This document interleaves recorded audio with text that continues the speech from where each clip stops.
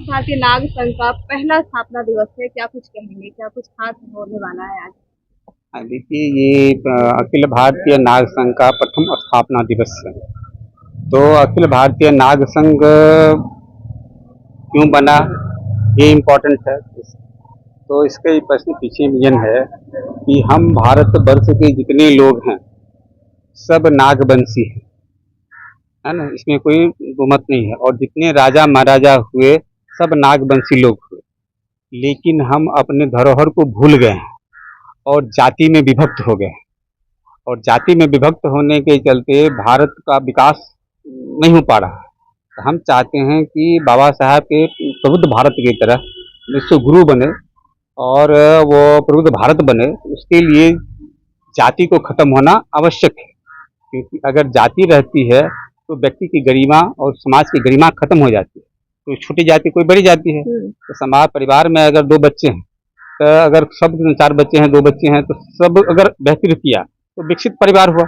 अगर एक भी पीछे है तो विकसित परिवार नहीं, हाँ एक आदमी बढ़ गया। तो ठीक उसी तरह से भारत में रहने वाले जितने भी व्यक्ति बच्चे हैं भारत भूमि पर जन्म लिए, सब जब विकसित होगा, सबकी जीवन जब अच्छी होगी, सबको लगेगा हम भारतवर्ष में खुश हैं, तो भारत विकसित हुआ। अन्यथा तो भारत विकसित नहीं हुआ। और ये इसमें सबसे बड़ा रोड़ा है जातिवाद जो है सबसे बड़ा रोड़ा है। और इसीलिए भारत जो है एक राष्ट्र नहीं बन पा रहा है, क्योंकि कास्ट हम लोग ये मानते हैं, बाबा साहब लिखे हैं कि caste is anti national. Caste के रहते हुए राष्ट्र नहीं बन सकता। अगर हम भारत नहीं बन सकता, क्योंकि राष्ट्र में जितने भी लोग हैं इस देश में रहने वाले सब एक दूसरे के भाई बहन हैं।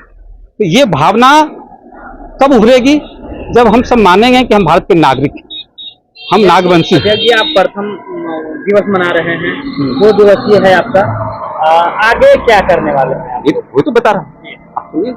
तो ये जो है, अगर ये जाति व्यवस्था खत्म होती है तो भारत में समता आएगी, इक्वलिटी आएगी। संविधान चाहता है कि भारत में समता हो, लेकिन समता आ नहीं रही। तो क्यों नहीं आ रही? तो सबसे बड़ा रोड़ा है जातिवाद, वर्णवाद। जातिवाद जो है भारत विकसित भारत के में सबसे बड़ा रोड़ा है।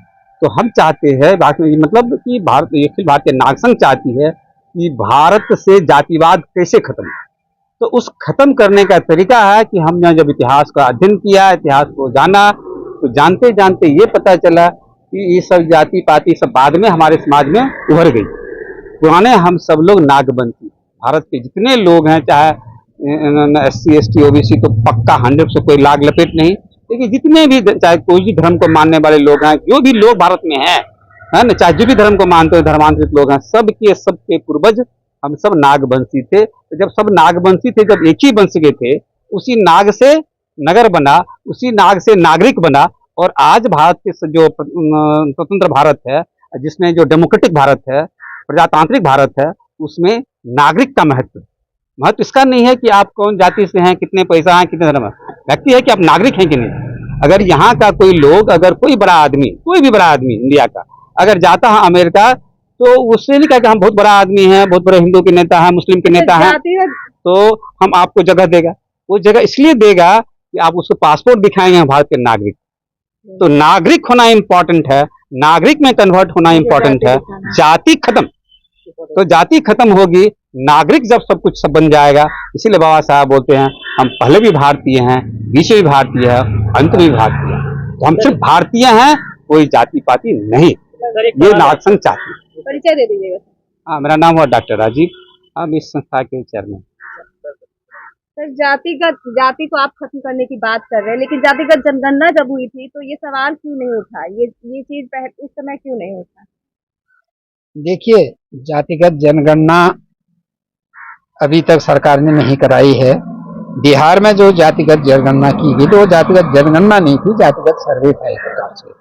वो एक्चुअल में जातिगत जनगणना का अधिकार केंद्र सरकार के पास है, वही करा सकती है। हाँ, बिहार सरकार ने उसको इनिशिएट करके उन्होंने जाति सर्वेक्षण किया। उसके आधार पर उनको लगा अरे ये इतनी डिस्पैरिटी है, तो उसी के हिसाब से उनको रिजर्वेशन का भी प्रोविजन किया। क्योंकि वो केंद्र सरकार द्वारा अप्रूव नहीं हो रहा था, तो इसलिए कोर्ट की वजह से रह गया। बताया अभी हम लोग एक ही वंश के हैं, जी, धर्म में बट गए हैं, जात में बट गए हैं, मान लेते हैं, तो आखिर इतनी सालों का इतिहास अब क्यों ये विलुप्त होती मतलब ये व्यवस्था है, क्या कहेंगे? हाँ, ये ऐसा है, वो जो व्यवस्था जो थे हम लोग, हमारे जो ओरिजिनल थे हम लोग, जो नागवंशियों की संस्कृति की जो सभ्यता थी, उसको डिस्ट्रॉय किया गया। जब वैदिक लोग आए बाहर से, यहाँ के लोग बहुत सीधे साधे थे, घरों में ताला नहीं लगाते थे, आपस में भाईचारा, यहाँ कोई जात का नाम की व्यवस्था नहीं थी, सब आपस में मिलजुल के काम करते थे, बड़े धन धान्य थे, कोई जाति नहीं था, कोई ऊंच नीच था, कुछ भी नहीं था।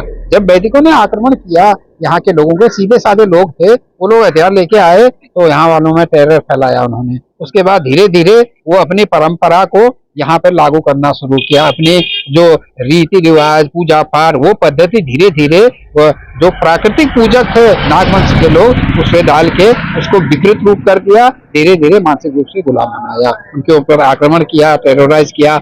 हाँ, कुछ नेचुरल क्लाइमेटी की वजह से भी वो जो सभ्यता नदी के किनारे डेवलप हुई थी, सिंधु घाटी सभ्यता, उसमें थोड़ा सा विकार आया, लोग वहां से डिस्प्लेस हुए। फिर बाद में धीरे धीरे जो वैदिक लोग आए, आक्रमणकारी लोग बाहर, उन्होंने बहुत ही तहस नहस किया। आगे कैसे प्रचार प्रसार करेंगे जो आपको जो समर्थन मिले, ताकि जो आप अपना मिशन पे हैं वो? हाँ, हम प्रचार प्रसार लोगों को जाएंगे, यही चीज समझाएंगे, क्योंकि हमारे लोगों को तो मालूम ही नहीं है ना उसको।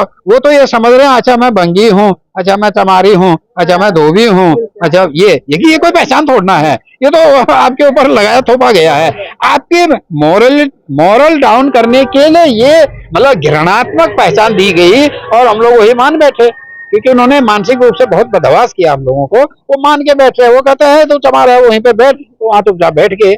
तो जब लोगों को हम ये बताएंगे, अरे तुम ये ऐसे नहीं हो, ये दूसरे ने थोपी हुई आइडेंटिटी है, अपनी मूल आइडेंटिटी की ओर जाओ, ऐसे थे तुम्हारे विश्व प्रसिद्ध जो है शासक हुए हैं, पूरे दुनिया में उनका नाम था, उन्होंने ज्ञान बांटा है, आप बौद्ध और नाग रियासत के वंशज हो तुम। लोगों में मनोभावना, मेन चीज तो मॉरलिटी, मनोभावना ऊपर करने का है ना, मॉरल ऊपर करने का है। जब लोग धीरे धीरे होगा तो वो खड़े हो जाएंगे, फिर जो डिमोरलाइज हुए वो मोरलाइज हो जाएंगे, तो खड़े हो पड़ेंगे। आप अपना परिचय दे दीजिए। मेरा नाम धनीराम आर्य है, मैं इस संगठन का वाइस चेयरमैन हूँ, उपाध्यक्ष, और मैं उसका रिसर्च विंग का इंचार्ज हूँ। सर, आज जो कार्यक्रम करा रहे हैं आपने, कौन कौन से लोग आए? यहाँ पे विभिन्न स्टेट से 10 स्टेट से लोग आए, दिल्ली से, यूपी से, हरियाणा से, मध्य प्रदेश से, महाराष्ट्र से, उत्तराखंड से, झारखंड से, बिहार से, बिहार तो अभी जो बटे हुए जो है वंशी, नागवंशी, कलेसुरी वंशी, जो भी बटे हुए लोग हैं, वो सब में सम्मिलित हैं या जात वाइज आए हुए? नहीं, सब लोग विभिन्न अक्रॉस द कम्युनिटीज के लोग आए, कोई एक जाति के लोग नहीं, विभिन्न जातियों से आए हुए हैं, विभिन्न जाति समर्थन कर रहे हैं। हाँ, समर्थन सही ना।